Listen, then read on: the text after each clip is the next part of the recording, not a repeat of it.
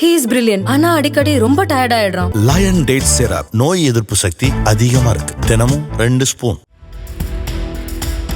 சென்னை கொளத்தூரில் வீட்டு வாடகை பிரச்சனையில் பெண் உரிமையாளரை சமூக வலைதளத்தில் தவறாக சித்தரித்த ராபர்ட் என்பவர் மீது பெண் வன்கொடுமை சட்டத்தின் கீழ் வழக்கு பதிவு செய்து கைது செய்து நீதிமன்றத்தில் ஆஜர்படுத்தி சிறையில் அடைத்தனர். திருத்தணியைச் சேர்ந்த 47 வயதான அந்த பெண்ணுக்கு சொந்தமாக கொளத்தூரில் உள்ள வீட்டில் 30 வயதான ராபர்ட் என்பவர் தங்கியிருந்தார். கடந்த 4 மாதங்களாக வாடகை கொடுக்காத ராபர்ட் அதுகுறித்து கேட்டதால் உரிமையாளரின் புகைப்படத்தையும் செல்போன் எண்ணையும் சமூக வலைதளத்தில் தவறாக குறிப்பிட்டு பதிவேற்றியுள்ளார். இதனால் அப்பெண்ணுக்கு ஏராளமான ஆபாச அழைப்புகள் வந்துள்ளன. மன உளைச்சலுக்கு உள்ளானவர் போலீசில் புகார் அளித்தார்.